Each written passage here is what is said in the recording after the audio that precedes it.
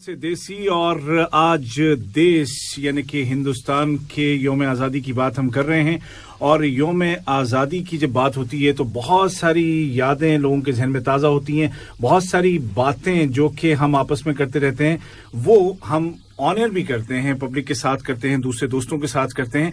और जितने भी लोग यहाँ कतर में रहने वाले हैं जिनका ताल्लुक हिंदुस्तान से है वो इस दिन को और इस तरह के जितने भी कौमी दिन आते हैं उनको बहुत ही जोश जज्बे और जुनून के साथ मनाते हैं और वही फीलिंग महसूस करते हैं जो कि बैक होम वहां पे इंडिया में लोग महसूस करते हैं। यहाँ जब हम कतर की बात करते हैं और कतर में जो सबसे पहले जो कम्युनिटी को जो हेड करता है वो उस मुल्क का सफीर और एम्बेसडर होता है। और हमें खुशी है कि इस वक्त हमारे स्टूडियो में FM 107 के स्टूडियो में his excellency doctor Deepak Kumar Mittal मौजूद हैं जो कि मैं कहना चाहूंगा कि यहाँ कतर में रहने वाले हिंदुस्तानियों की अगर कोई लिस्ट बनाई जाए तो उसमें सबसे पहला नाम जो आएगा वो डॉक्टर मित्तल जी का आएगा। और मेरे साथ इस वक्त प्रोग्राम में शामिल हैं आरजे नाजिया भी। और डॉक्टर मित्तल साहब आपका हम वेलकम करते हैं स्टूडियो में। बहुत बहुत शुक्रिया, आपने हमें वक्त दिया और आप यहाँ पर तशरीफ लाएं। Thank you Ubaid, it is always a pleasure to be on FM 107। बहुत खुशी है आज ऐसे आपने कहा भारत के योम आज़ादी का दिन और आज आपसे जुड़कर आपके श्रोताओं से जुड़कर बहुत खुशी है मुझे बुलाने के लिए बहुत बहुत धन्यवाद। सर हमारे लिए खुशी की बात है कि आपने जो हमारा इनविटेशन, हमारा हम्बल इनविटेशन एक्सेप्ट किया और आपने यहाँ पे आने के लिए रजामंदी अपनी हामी भरी, तो वाकई हम बहुत बहुत क्योंकि जाहिर है कि आज तो सर काफी बिजी होंगे। जी। बिल्कुल स्केड्यूल बड़ा सुबह से लेकर शाम तक, आज एम्बेसी में सुबह इवेंट उसके बाद भी होंगी जरूर। तो सर नॉर्मली जब कोविड से पहले इवेंट्स होती थी इस तरह की तो उसमें तो बहुत कुछ होता था। अब जमाना थोड़ा सा बदल गया है तो ऑनलाइन जो इवेंट्स हैं उन पे ज्यादा फोकस किया जाता है। तो बताइएगा कि क्या कुछ इंडियन एम्बेसी कर रही है या इंडियन कम्युनिटी एम्बेसी के साथ मिलकर क्या कर रही है आज के दिन को सेलिब्रेट करने के लिए। आपने सही कहा उबैद, ये कोविड एक नया चुनौती जो भी सामने आई, पर यह भी देखने को मिला है कि चुनौती के साथ अपॉर्चुनिटीज बनती हैं। और हम इंसान जो हैं हम हमेशा इन चुनौतियों को हमेशा ओवरकम करते हैं और उसी में ही हमने टेक्नोलॉजी को अडॉप्ट करते हैं। आज आपसे जुड़ रहे हैं रेडियो के माध्यम से, आपके श्रोताओं से सुन रहे हैं। आज योम आज़ादी के दिन इंडियन इंडिपेंडेंस डे 75वां इंडिपेंडेंस डे है भारत का और इसके लिए इस पर कई सारे कार्यक्रम चल रहे हैं। आज सुबह जैसा आपने कहा हमने एम्बेसी में भी एक छोटा सा इवेंट रखा था और उसको हाइब्रिड इवेंट की तरह चलता है आजकल। और जैसे कि कुछ कल्चरल प्रोग्राम, कुछ नई नई चीजें, फिर आज एक product market products Indian products की एक उत्सव शुरू हुआ, लुलु हाइपर मार्केट ने किया। एक कुछ समय पहले ही हमने इंडिया एट 75 क्विज शुरू की है, वर्चुअल क्विज लॉन्च की गई है जो 1 साल चलेगी। अभी आपसे जुड़ रहे हैं और कुछ कम्युनिटी आज शाम को एक कल्चरल इवेंट कर रहे हैं इन हाइब्रिड मोड में। तो एक तरह से कई तरह का इसको मनाया जा रहा है और इसका सिलसिला काफी हफ्तों से चल रहा है। जैसा आप चाहते हैं कि ये बड़ा यूनिक 75th जो इंडिपेंडेंस डे बड़ा यूनिक है, मोमेंटस है, हर देश की ही हिस्ट्री के लिए बड़ा एक लैंडमार्क माइलस्टोन होता है।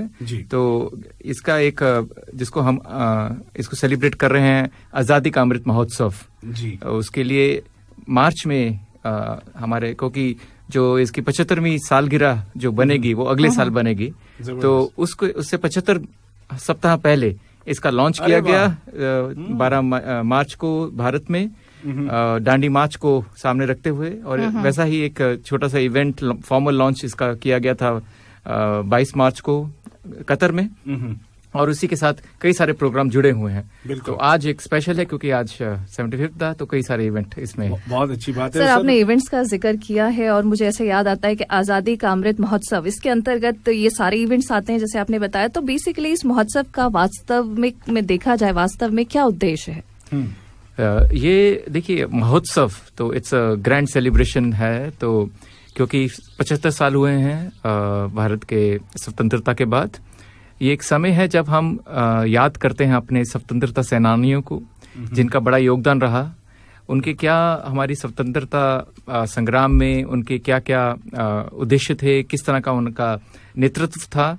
उसमें उन्होंने, जैसा आप जानते हैं कि महात्मा गांधी इनका हमारे एक नॉन वायलेंट फ्रीडम स्ट्रगल को उन्होंने बढ़ाया, तो वो कैसे उनकी मिसाल थी, वो आज उनकी रेलेवेंस क्या है देखा जाए तो उसकी रेलेवेंस आज भी है, उस फ्रीडम स्ट्रगल की रेलेवेंस आज भी है। वैसे ही उसको याद करते हैं उन सबको जिन्होंने अपना सेक्रीफाइस किया आज़ादी के लिए। आज वो भी समय है कि पिछले 75 साल में भारत 1947 से आज 75 साल बाद कहाँ पहुंचा है। इन 75 सालों में हमने क्या क्या प्राप्त किया है, क्या क्या ऊंचाइयां प्राप्त की हैं, वो भी एक याद करने की बात है। या फिर साइंस हो, स्पेस हो, न्यूक्लियर टेक्नोलॉजी हो, इंफॉर्मेशन टेक्नोलॉजी हो, जिसको फार्मास्यूटिकल, मेडिकल, प्रोडक्शन, कई तरह की हमने चीजें हासिल की इन 75 सालों में। और उसमें किन लोगों ने इसका योगदान दिया, हम बात करते हैं कि कॉन्स्टिट्यूशन में बाबा साहेब अम्बेडकर जिन्होंने हमारे संविधान की रचना की, और एक संविधान जो बड़ा ठोस संविधान रहा है, उसके अंतर्गत कैसे हमारा देश ग्रो करता रहा है, सबको हर तरह का राइट मिला है और प्रोटेक्शन मिली है और सबको एक फ्रीडम्स मिली हैं। और उसके साथ ही कैसे हमने इकोनॉमिक उन्नति की। अगर आज हम विश्व में G20 देशों में माने जाते हैं तो इसकी एक यात्रा, लंबी यात्रा रही। तो ये सब चीज़ों को और उनकी कंट्रीब्यूशन देखना है। और आज ये समय भी है कि आगे आने वाले समय में उसके लिए क्या संकल्प ले सकते हैं। अब से 25 साल बाद हम सेंटेनरी बनाएंगे भारत की आज़ादी के 2047 में। तो आज वो एक संकल्प लेने की बात है कि अगले 25 साल में हम भारत को कहाँ देखना चाहते हैं, उसको सामने रखते हुए हम क्या संकल्प लेंगे, क्या क्या नए रेजोल्यूशंस लेंगे, और कैसे एक यूथ और युवा पीढ़ी को इसके साथ जोड़ते हुए, बिकॉज 2047 में ये युवा जो आज के युवा हैं वो हमारे सिटीजन्स होंगे और वही होंगे जो इसके ऊपर देखना होगा कि वो कैसे इसके साथ जुड़े हैं और हम उसको कैसे आगे नई दिशा, नई राह, नई ऊंचाइयों पर लेके जाते हैं। सही। और भारत तो सर हम जानते हैं कि वहाँ की अगर पॉपुलेशन देखी जाए तो दुनिया के वो ऐसे मुल्क, ऐसे कंट्रीज के जहाँ पर जो यंग लोग ज्यादा हैं, भारत उनमें काफी ऊपर है। मतलब कह सकते हैं हम कि जो ऐसे ममालिक के जिनमें ज्यादा पोटेंशियल है और ज्यादा लोग, और दुनिया भर में भी हम देखें तो इंडियंस जो हैं वो मुख्तलिफ प्रोफेशंस में हर जगह अपना नाम कमा रहे हैं। और यहाँ कतर में भी वो हर एक फील्ड में अपना नाम कमा रहे हैं, अपना योगदान दे रहे हैं या कंट्रीब्यूशन दे रहे हैं। तो सर अगर हम थोड़ा सा इसको यहाँ रिलेट कर सके, इंडिया और कतर के जो रिलेशंस हैं वो पहले हम बात करेंगे जो मतलब हाई लेवल पे जो या पॉलिटिकल लेवल पे जो रिलेशंस है उनकी, फिर हम कम्युनिटी लेवल पे भी बात करेंगे। तो हम जानते हैं कि जो फादर अमीर हैं उन्होंने 99 में विजिट किया था, फिर 2005 में किया, फिर 2012 में किया, फिर शेख तमीम बिन हमद आल सानी जो अभी करंट अमीर हैं इन्होंने भी 2015 में विजिट किया था। फिर जो पीएम मोदी हैं वो 16 में यहाँ पर आए थे। और फिर जो प्राइम मिनिस्टर्स और मतलब जो उसके बाद के जो लोग हैं उनकी मुसलसल होती रहती विजिट्स। तो ये बिल्कुल जाहिर है कि बहुत ही मजबूत ताल्लुकात हैं। लेकिन इनको आप और आगे अगले जैसे आप 25 साल जो करेंगे, उन 25 सालों को अगर जहन में रखें तो कहाँ देखते हैं इन ताल्लुकात को?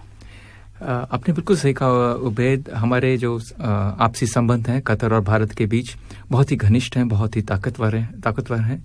इनकी जो नींव है, जैसा आपने कहा, एक नींव 100 वर्षों से पड़ी हुई है, क्योंकि लोगों के बीच जो आदान प्रदान रहा, पीपल टू पीपल कांटेक्ट रहा। जी हम बात करते हैं इवन 50 साल पहले से पर्ल ट्रेड की बात करते हैं। जी बिल्कुल। उसके बाद नए, जैसा आपने कहा, पिछले कुछ वर्षों में इसमें हमारे जो लीडर्स हैं उन्होंने इसके ऊपर जो अपना पक्ष दिया, इसका समर्थन किया। और जैसा आपने कहा बहुत आदान प्रदान हुआ समिट्स का, तो उससे एक बहुत ही क्लोज केमिस्ट्री है हमारी लीडरशिप की। एक ऐसा कंफर्ट है जहाँ पे वो कभी भी एक दूसरे से बातचीत कर लेते हैं। जैसा मैं कहना चाहूंगा कि पिछले 1 साल में बहुत बार हमारे प्रधानमंत्री Modi ji and his highness दी अमीर शेख तमीम जी के बीच में बहुत बार बात होती रही। कभी भी किसी भी समय पे इतनी केमिस्ट्री है कि कभी भी फोन उठाए और बात कर सकते हैं, एक तरह से।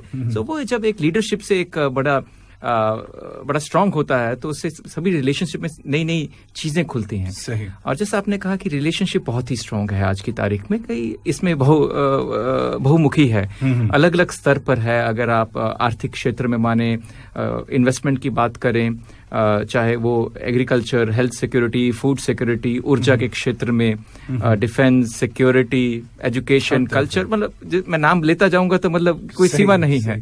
तो आज के माहौल में तो सर कोविड के हवाले से भी आपस में काफी कोऑपरेशन दोनों कंट्रीज का है, बहुत ताकत मिली है। अगर मैं कहूंगा कि कोविड के समय से जो आपसी संबंध हैं और मजबूत होकर निकले हैं जी। इस समय इस समय जैसे कि आपने देखा कि आपने कहा कि अभी सेकेंड वेव कुछ हफ्ते पहले हमने महीने पहले भारत में एक बड़ी स्ट्रांग सेकेंड वेव आई थी, तो उस समय आपने देखा कि कैसे कतर से हमें बहुत अच्छी सपोर्ट मिली। जी बिल्कुल, विश्व से मिली कतर से बहुत अच्छी सपोर्ट मिली, एक खुले दिल से वो एक जो समर्थन मिला जिससे हमारे इसको सेकेंड वेव को लड़ाई करने में बड़ा समर्थन मिला।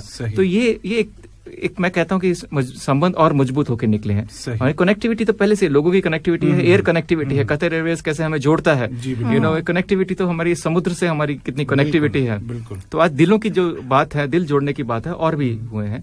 और जो आपने कहा कि आने वाले 25 सालों में मैं समझता हूँ कि इन्हीं दिलों के जोड़ जो कनेक्टिविटी है इनको और आगे बढ़ाया जाएगा। हमारी अगर मैं कहूँ ऊर्जा की बात है, हमारी एक कतर ने हमेशा ऊर्जा के क्षेत्र में भारत की जो ऊर्जा सुरक्षा है, जिसको हम एनर्जी सिक्योरिटी की बात करते हैं, बड़ा ही रिलायबल पार्टनर रहा है भारत का।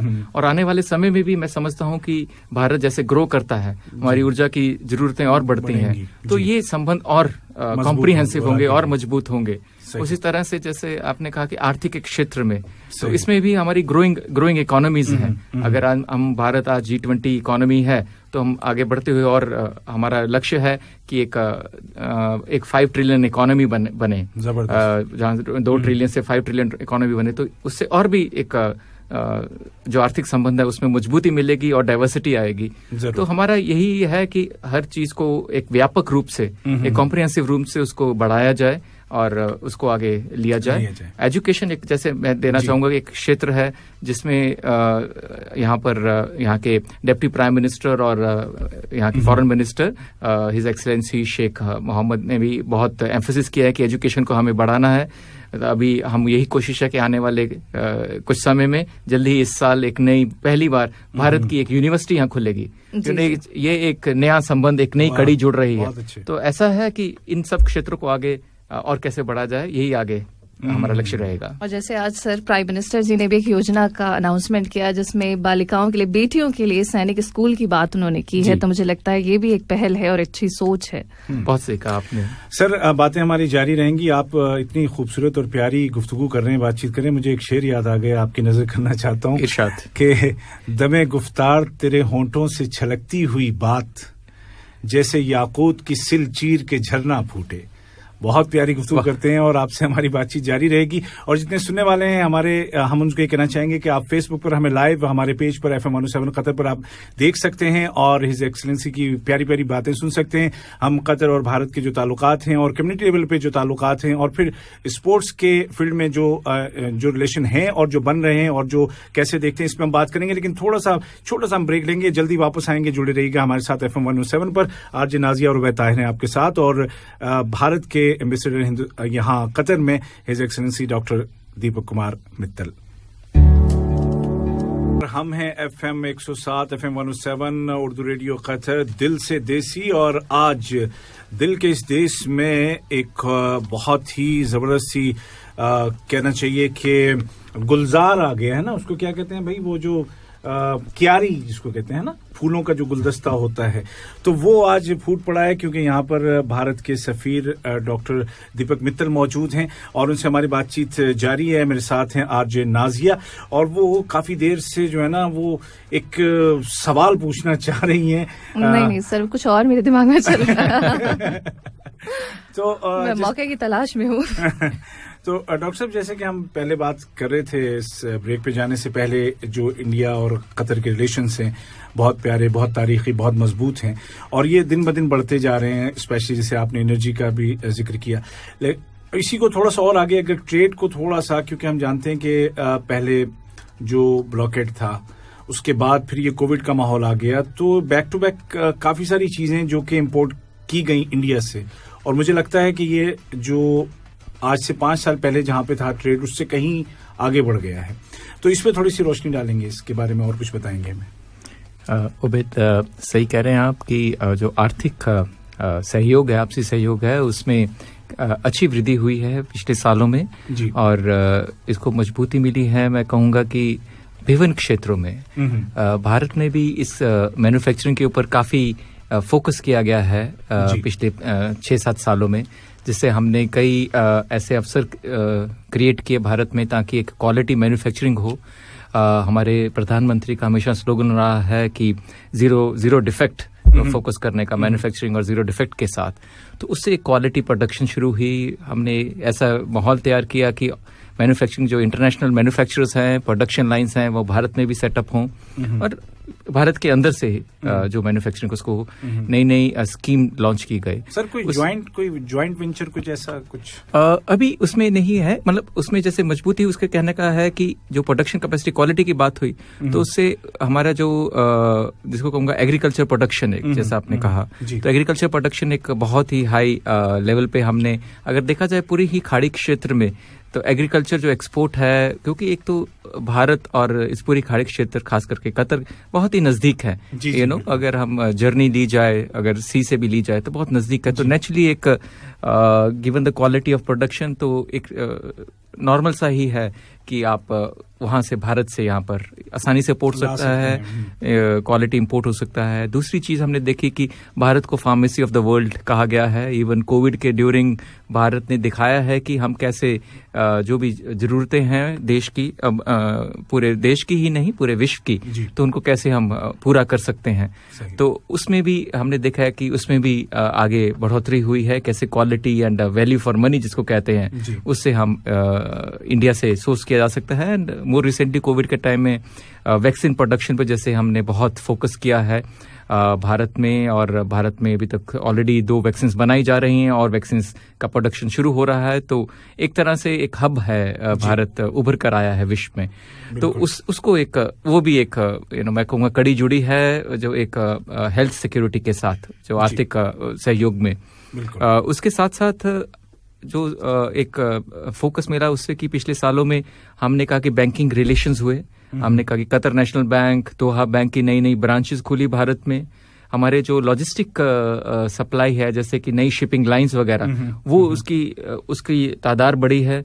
अभी माना जाए तो मुझे लगता है लगभग 8 शिपिंग लाइंस हर हफ्ते चलती हैं, Bharat direct shipping lines between Bharat के पोर्ट और कतर हमाद पोर्ट से। सो एक उससे क्या है कि बहुत सपोर्ट, आर्थिक सहयोग को, ट्रेड को बहुत मजबूती मिलती है उससे। और इसी को ही आगे बढ़ाते हुए आई एम श्योर कि अपॉर्चुनिटीज नई और अपॉर्चुनिटीज उभरेंगी, जो एक दूसरे के साथ यहाँ पर भी मैन्युफैक्चरिंग पर बल है। भारत में आत्मनिर्भर भारत की बात की है प्रधानमंत्री ने, और यहाँ पर भी सेल्फ रिलायंस की बात है। So there is complementarity. मैं मानता हूँ कि एक दूसरे को हम जोड़ते हैं और एक दूसरे की जरूरतों को पूरा करने की क्षमता रखते हैं। तो इसी से हमें ट्रेड को भी, आर्थिक क्षेत्र को मिलेगा। दूसरी, जैसे आपने कहा कि आपसी जॉइंट वेंचर की जहाँ बात है, उसमें ये भी बातचीत चल रही है कि जब हमारे प्रधानमंत्री और हिज हाइनेस शेख तमीम के बीच में बातचीत हुई थी, तो उसमें एक जॉइंट इन्वेस्टमेंट टास्क फोर्स बनाई गई है, जिससे वो देखा जा रहा है कि कैसे नए क्षेत्रों में, एनर्जी या और क्षेत्रों में कैसे एक जॉइंट इन्वेस्टमेंट हो, जिससे कि प्रोडक्शन कैपेसिटी हो, जिससे कि हमारी कतर की और विश्व की जरूरतें उससे पूरी हो सके। तो इससे बिल्कुल नई चीजें सामने उभर कर आ रही हैं। जबरदस्त हमारी नई ख्वाहिशात हैं। जी सर, आपने आत्मनिर्भर भारत की बात की, और आज जैसा कि हम जानते हैं कि नेशनल हाइड्रोजन मिशन की भी अनाउंसमेंट हुई है, तो उसको आप किस तरह से कतर के साथ, उसके रिलेशन के साथ जोड़ते हुए देख रहे हैं? आपने सही कहा, आज बहुत बड़ी बात हुई जब प्रधानमंत्री जी ने लाल किले से कहा कि आज नया मिशन लॉन्च करते हैं, मिशन हाइड्रोजन। आई थिंक ये एक बहुत ही महत्वपूर्ण है, क्योंकि हमेशा पूरे विश्व का फोकस रहा है कि कैसे पर्यावरण संरक्षण, हम कहते हैं एनवायरमेंटल प्रोटेक्शन की बात करते हैं, क्लाइमेट चेंज की बात करते हैं, तो उसमें हमेशा रहा है कि कैसे एक हमारे नए गोल्स हों, नए मिशंस हों, जिससे हम पर्यावरण संरक्षण की तरफ आगे बढ़ सके, हमारे क्लाइमेट गोल्स की आगे बढ़ सके।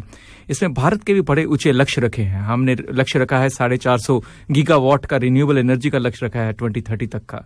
तो इसके अंतर्गत ऑलरेडी अगर माना जाए तो आज विश्व में अगर कोई एक देश है जो अपने लक्ष्य की तरफ अग्रसर है, बढ़ रहा है, भारत एक देश है जो even among the G20 countries के बीच में, तो हमने ऑलरेडी 100 गीगावाट अपने लक्ष्य से पहले ही प्राप्त कर लिया रिन्यूएबल एनर्जी की अगर बात की जाए।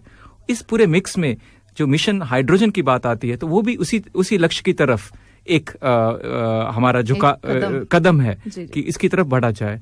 और उसमें जैसे आपने आज सुना प्रधानमंत्री जी को, उन्होंने बात की गैस की और मिशन हाइड्रोजन की, दोनों चीजों की बात की। और उससे जैसा मैंने कहा कि भारत और कतर के बीच अभी ऑलरेडी ऊर्जा एक बहुत ही महत्वपूर्ण एक कड़ी है ऐसा हमारे संबंधों की। कतर हमेशा एक रिलायबल पार्टनर रहा है। तो मैं समझता हूं कि गिवन जो स्ट्रेंथ है कतर की, जैसे मैंने एक दूसरी जरूरतें पूरी करनी, तो एक गैस भी उसमें आता है। बिल्कुल। तो फिर उसमें भी आने वाले समय में जैसे हमारी जरूरतें पड़ेंगी, तो मैं मानता हूं कि कतर के साथ इस गैस, ऊर्जा और हाइड्रोजन के क्षेत्र में भी संबंध और बढ़ेंगे। ये बहुत ही महत्वपूर्ण कड़ी जुड़ेगी, क्योंकि कतर में भी मैं मानता हूं कि बहुत फोकस है हाइड्रोजन के ऊपर। बिल्कुल। तो उसमें बहुत सारी, जैसा मैंने कहा, कॉम्प्लीमेंटरिटीज है। तो जरूर निश्चय ही मतलब ये एक नई कड़ी बनेगी। सर, जैसा ख्वाब है कि ग्रीन हाइड्रोजन एक्सपोर्ट हब बने इंडिया, वो एक ख्वाब मुझे लगता है यहाँ पर पूरा होता है।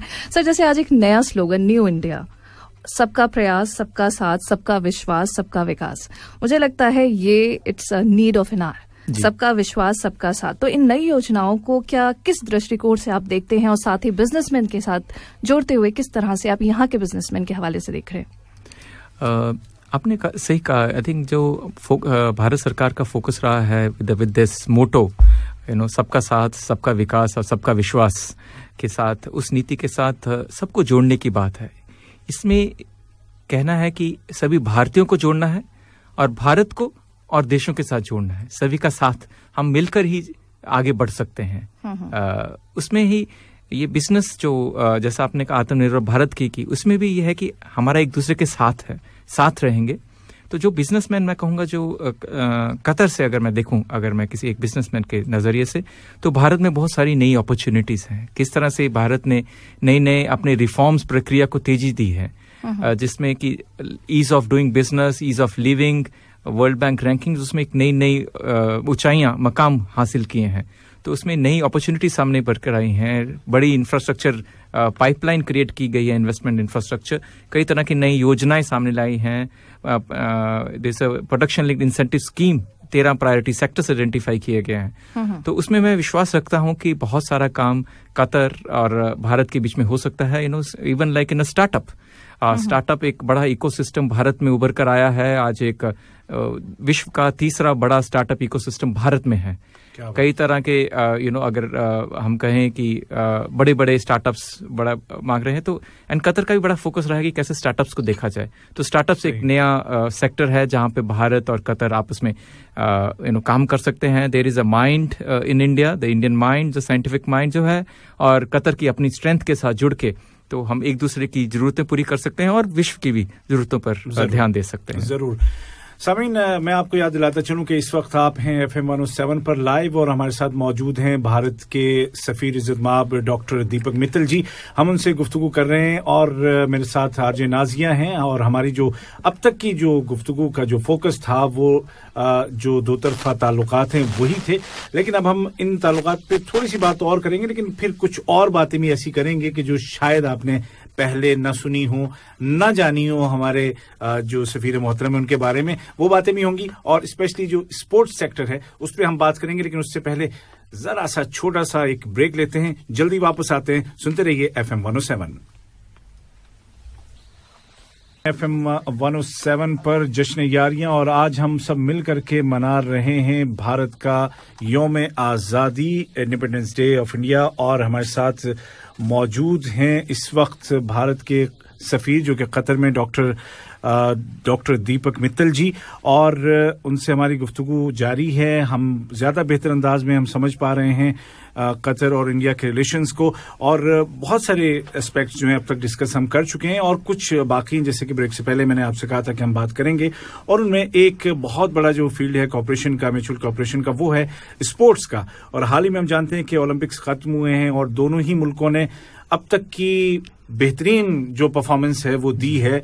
और उसके लिए सर, आप चूंकि यहाँ पे पूरे इंडिया को रिप्रेजेंट करते हैं, तो सबसे पहले तो हम आपको मुबारकबाद देंगे कि 7 मेडल, और उसमें जो है पहली बार फील्ड एंड ट्रैक में जो मेडल आया है नीरज चोपड़ा, तो उसके लिए बाद। और यहाँ कतर में हमारे मोतज़ बरशम और फारिस इब्राहिम, वो भी 2 गोल्ड मेडल लेकर के आए हैं। तो ये वाला जो फील्ड है, इसमें हम जानते हैं कि इंडियन स्पोर्ट्स सेंटर भी है जो आपके एम्बेसी के अंडर काम करता है।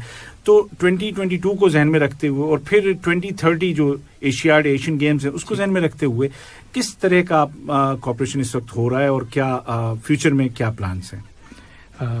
उबैद, सबसे पहले तो आपने कहा, मैं सभी को ही मुबारकबाद देना चाहूँगा। बिल्कुल, जिसको कहते हैं कि ओलंपिक्स अभी ख़त्म हुई हैं और उसके अंदर जो माहौल बना है, एक स्पोर्ट्स का माहौल, स्पोर्ट्समैनशिप का माहौल जो एक बना है, तो मुबारकबाद मैं सभी भारतवासियों को भी और कतर वासियों को भी देना चाहूँगा, क्योंकि निश्चय जैसे आपने कहा कि एक सबसे उम्दा वो अब तक की परफॉर्मेंस रही है। हमें फरीस और वशीम की जो रिकॉर्ड ब्रेकिंग परफॉर्मेंसेस और जैसे वो स्पोर्ट्समैनशिप दिखाई थी, तो वशीम ने जो दिखाई कि भाई हम मेडल शेयर करते हैं, एक मिसाल है जो आई थिंक ओलंपिक स्पिरिट, मतलब वो बहुत ही बढ़िया, उसको देख के दिल बहुत ही गदगद होता है। भारत में भी आपने कहा नीरज चोपड़ा ने बिल्कुल गोल्डन बॉय ऑफ इंडिया, पहली बार ट्रैक एंड फील्ड में कभी गोल्ड आया है भारत का, तो बहुत जनरेशंस इससे इंस्पायर होती हैं एक्चुअली। आज तक हमेशा नाम लिया है मिल्खा सिंह, पीटी उषा, ये नाम जो हम बचपन से सुनते आए हैं ट्रैक एंड फील्ड में, but I think Neeraj Chopra ने एक नया इंस्पिरेशन दिया है। वैसे ही और एक नया चीज है कि हॉकी ने हॉकी को हम एक वापस after 41 years we have Indian men hockey bronze आया है, तो एक बड़ी हॉकी को वापस एक ताकत मिली है। और इवन जो विमेन टीम है उसने बहुत अच्छा नंबर पे है जी, एकदम आपने सेमीफाइनल में पहुंच के बहुत अच्छा प्रदर्शन किया जो उन्होंने दिखाया। तो रियली वो जो एक मूवी थी चक दे इंडिया, आई थिंक उसके काफी लोगों ने याद किया उसको लेकर के। तो सही जाहिर है कि स्पोर्ट्स एक ऐसा क्षेत्र है जिसमें दोनों भारत और कतर जुड़ते हैं। इसमें जैसा आपने कहा कि we are all looking forward कि अगले साल फीफा 2022 कतर में होस्ट हो रहा है, तो उसके लिए हम बहुत शुभकामनाएं हैं हमारे होस्ट कतर देश को। और मुझे यकीन है कि जो हमारा भारतीय और बाकी रेजिडेंट कम्युनिटीज हैं वो अपना पूरा सहयोग देंगी कि वो एक सक्सेसफुल, एक यादगार फीफा 2022 बने उसके लिए। और इसमें जो आपसी स्पोर्ट्स में सहयोग है, मतलब हमने देखा है कि पिछले कुछ महीनों में we had the Ryan club, football club, वो भारत गया था, वहां पे उन्होंने खेलने, फिर हमारी नेशनल फुटबॉल टीम क्वालिफायर्स के लिए कतर आई थी एशियन, और कतर में आई मस्ट से कि द विजनरी लीडरशिप जो है, जो नेतृत्व है बड़ा विजनरी है, और उन्होंने स्पोर्ट्स को कतर को एक स्पोर्ट्स हब बनाया है कतर को। और उसमें कई सारे टूर्नामेंट्स होते हैं, हमारी नेशनल टीम्स बहुत आ जा रही हैं, और हमारे यही उम्मीद है कि जो हमारा इंडियन स्पोर्ट्स सेंटर है जो एम्बेसी के अंदर काम करता है, तो वो एक कम्युनिटी को साथ लेकर के और उसको कनेक्ट करे स्पोर्ट्स के आपस में, एक स्पोर्ट्समैनशिप स्पिरिट को जो है उसको कैसे प्रमोट किया जाए कम्युनिटी के बीच में और कम्युनिटी और हमारे होस्ट कतर के बीच में। जी हाँ, बिल्कुल। और सर, कोविड के इस माहौल में तो कतर ने वो जो टूर्नामेंट जो कोविड की वजह से या तो कैंसिल होने वाले थे या पोस्टपोन कर दिए गए थे, और कोई मुल्क होस्ट करने के लिए तैयार नहीं था। जो एशियन चैंपियंस लीग हुई थी वो भी कतर ने फिर उसको होस्ट किया, फिर उसके बाद और भी दुनिया भर के इवन ये कि जो दूसरे कॉन्टिनेंट वहां पे जो कुछ होने वाले थे उनको यहाँ पे होस्ट किया, और उसमें जो इंडिया के मुख्तलिफ जो फुटबॉल क्लब से वो भी यहाँ पर आए खेले, जैसे कि आपने कहा। सर, हमारे साथ टेलीफोन लाइन पर एक मेहमान है और उनसे हम बात करेंगे। तो जी नाजिया जी हमारे साथ एक कॉलर है इस वक्त। Hello Nazia, Usha Ravishankar here. Hi Usha, a very happy independence day आपको भी और उर्दू रेडियो की तमाम टीम को और योर एक्सेलेंसी को स्वतंत्रता दिवस की ढेरों शुभकामनाएं मेरी तरफ से और पूरे कम्युनिटी की तरफ से। शुक्रिया, बहुत शुक्रिया। आपको भी बहुत बहुत बधाई। बहुत बहुत शुक्रिया सर, नमस्कार। नमस्कार। और मैं पूरी कम्युनिटी की तरफ से एक जो बात आपसे शेयर करना चाह रही हूँ आज, वो ये है, आज के इस पर्व पे वो ये है कि आप जब यहाँ पर आए कतर में तो कोविड का दौर शुरू हो चुका था, और जिस तरह से हम लोग आपका और अल्पना मैम का स्वागत करना चाह रहे थे वैसा नहीं कर पाए, और हमारी उतनी मुलाकातें नहीं हो पाई जितनी हो सकती थी ड्यू टू सोशल डिस्टेंसिंग और बहुत सारे प्रोटोकॉल्स की वजह से। फिर भी आपने और आपकी टीम ने एक सुहाना हवा के झोंके की तरह हम सबको रीअश्योर किया, इतना हम सबको बिना ज्यादा मिले हुए भी जाना आपने, और हम सबको हमारे जन्मभूमि भारत और कर्मभूमि कतर से बेहतरीन तरीके से आपने जोड़े रखा और बहुत ज्यादा रीअश्योरेंस किया। इसलिए मैं पूरी कम्युनिटी की तरफ से आपका आज शुक्रिया अदा करना चाहती हूँ। Thank you Usha ji for your kind words. मैं सही कहूँ तो मुझे जो प्यार मोहब्बत आप सब से, पूरी कम्युनिटी से और कतर में मिली है, वो बहुत ही अनूठी है। उसके लिए मैं आपका बहुत बहुत आभारी हूँ।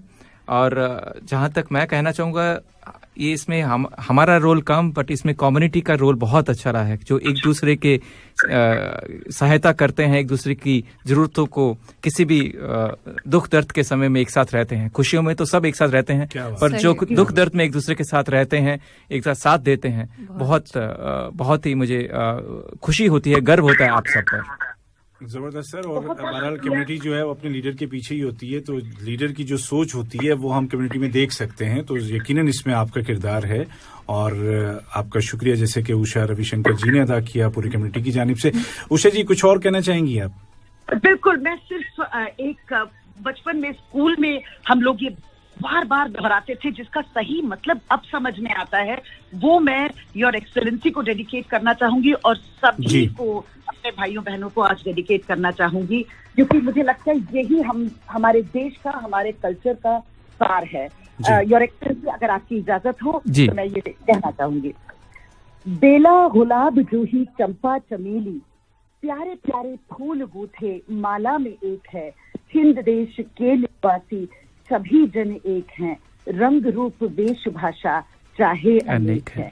क्या बात, क्या बात। बिल्कुल बिल्कुल आपने कहा। उषा रविशंकर जी, आपने हमसे बात की और वक्त निकाला, आपका बहुत बहुत शुक्रिया और आपको भी यौम आजादी बहुत मुबारक हो। आपको भी बहुत बहुत शुक्रिया, thank you so much. Okay जी, अल्लाह हाफिज। अल्लाह हाफिज जी। सर, अभी इन्होंने उषा रविशंकर जी ने बचपन याद दिला दिया अपनी बात में। उन्होंने कहा कि बचपन में पढ़ते थे और आज मतलब समझ में आ रहा है। मुझे बताइए कि आपका बचपन जो था वो कैसा था और आप बचपन में क्या याद करते थे? उषा जी ने तो बता दिया, कि आपकी जो बेसिक जो एजुकेशन वगैरह है कहाँ की है, फिर कॉलेज, और फिर उस जमाने में जो जिस तरह से मनाया जाता था, चाहे वो 26 जनवरी हो चाहे 15 अगस्त हो, तो वो क्या माहौल हुआ करता था? जरा अपनी यादें शेयर कीजिए हमारे साथ। यादें बहुत सी हैं उबैद, यहाँ पे बोलने लगेंगे तो लगेगा पूरा आपका समय लग जाएगा, पर कहूँ तो हमेशा जो हमारे नेशनल डेज, राष्ट्रीय दिवस रहे हैं, 26 जनवरी, रिपब्लिक डे हो या स्वतंत्रता दिवस हो, बहुत ही हमेशा स्पेशल रहे हैं। हमेशा हमें वी लुक फॉरवर्ड टू, बचपन में होता है एक माहौल होता है कि उस दिन छुट्टी का दिन है, स्कूल से छुट्टी मिल जाती है, पर उससे ज्यादा होता था कि उस दिन हमें एक देश एकजुट होके जो हम अपने राष्ट्रीय गान गाते थे, हम राष्ट्रीय गान जिसको कहते हैं, वो एक फ्रेश, जिसको कहते हैं गूज बम्स आ जाती थी, उसको एक स्पेशल, बहुत ही स्पेशल, और एक जो पेट्रियोटिक सॉन्ग्स, और उस दिन हम याद करते थे अपने सारे स्वतंत्रता सेनानियों को। मतलब ये एक इंस्पिरेशन रहा है, और उसमें मैं ये जरूर कहूंगा कि हमेशा एक इंस्पिरेशन रहा, जिसने मुझे कहा, मैं कहूंगा कि इन दिनों में जो भी एक्सपीरियंस रहा कि मुझे कुछ ऐसा करना चाहिए ताकि मैं एक ऐसा कुछ काम करूं बड़ा होकर, ताकि मैं लोगों का किसी तरह सेवा कर सकता हूँ।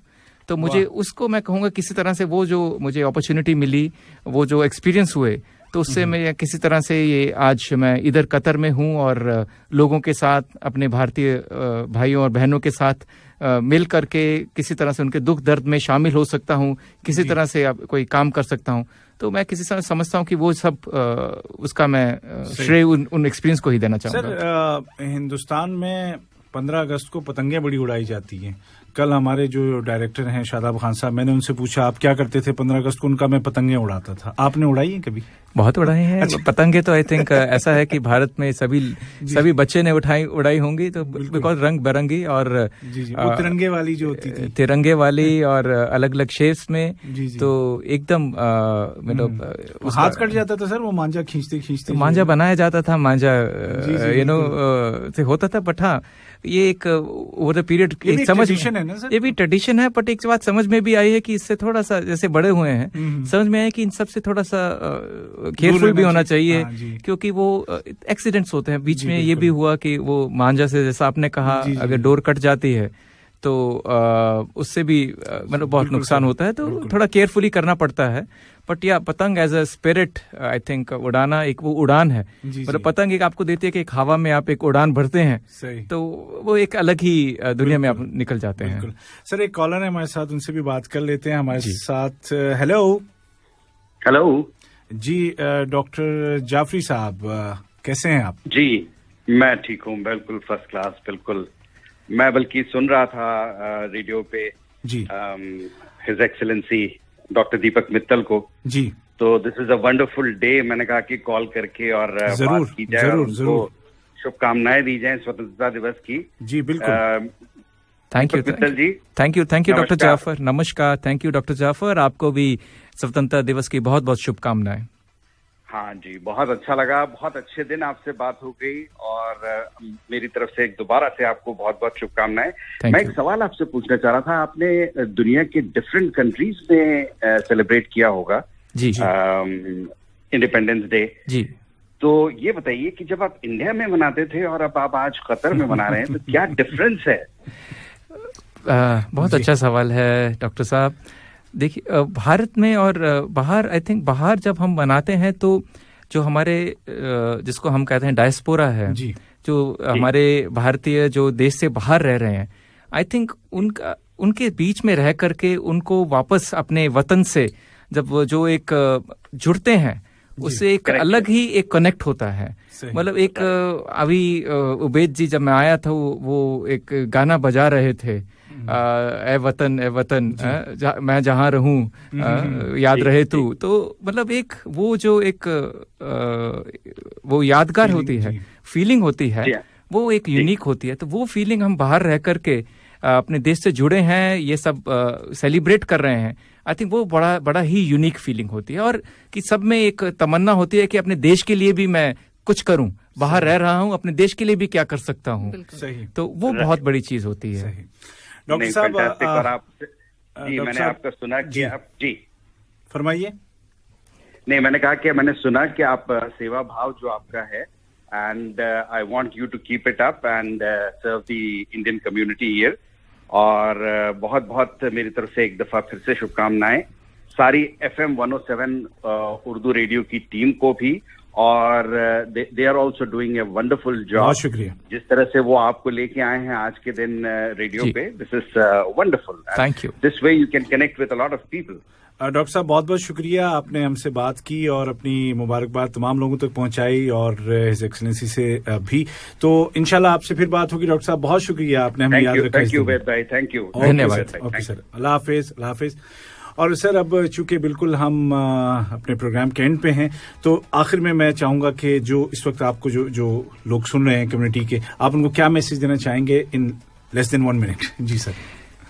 Thank you Ubaid. Once again मैं FM 107 का बहुत आभारी हूं कि मुझे आज अवसर दिया कि भारत के 75वें स्वतंत्रता दिवस में आपके श्रोताओं से सबसे जुड़ सकूं ऑन एयर। और इस तरह से मैं सबको एक बार फिर बहुत बहुत बधाई देता हूं, और सबको ये कहना चाहूँगा कि हम एम्बेसी की तरफ से हम कमिटेड हैं कि हर भारतवासी जो कतर में रह रहा है उसकी सेवा के लिए हम कमिटेड हैं। और आज हमने कुछ नए इनिशिएटिव्स लिए हैं, जिसमें कि हमने एक प्रवासी भारतीय सहायता केंद्र की एक हेल्पलाइन जारी की है। दूसरा एक हमने मोबाइल ऐप इंडियन कतर शुरू की है, जिससे आप एम्बेसी से जुड़े रह सकते हैं। आने वाले समय में इसमें सेवाएं और बढ़ाई जाएंगी। तो हमें उम्मीद करते हैं कि इससे आपके साथ जुड़ने का और मौका मिलेगा। जरूर। और एक बार फिर आपको बहुत बहुत शुभकामनाएं, और जो आप अच्छा काम कर रहे हैं भारत और कतर के लिए, जैसा मैं कहना चाहूंगा कि अभी कुछ देर पहले अवैध से बात हो रही थी कि भाई यहाँ पर एक ही एम्बेसडर नहीं है भारत के, यहाँ पे 7 लाख एम्बेसडर हैं भारत के। जो आप अच्छा काम कर रहे हैं हमारे रिलेशन संबंध को, उसको जारी रखिए। बहुत बहुत धन्यवाद सबका। बहुत शुक्रिया सर। बहुत शुक्रिया कि आपने हमें इतना सारा वक्त दिया। हम जानते हैं कि आपका बहुत ही बिजी शेड्यूल है, आप यहाँ तशरीफ लाए, हमसे बात की, हमारे सुनने वालों से बात की, हमें इज्जत बख्शी। बहुत बहुत शुक्रिया सर आपका। बहुत बहुत शुक्रिया। और तमाम जो सुनने वाले हैं, अब उनसे भी हम इजाजत चाहेंगे। आरजे नाजिया और उबैद ताहिर को दीजिए इजाजत, लेकिन जश्न यारियां FM 107 पर जारी रहेगा। और अभी आप हमारे और भी साथियों को सुनेंगे, और भी हमारे मेहमान हैं इंडियन कम्युनिटी से, उनसे भी हम आपकी मुलाकात करवाएंगे। सुनते रहिए FM 107 दिल से देसी। यल्ला या शबाब।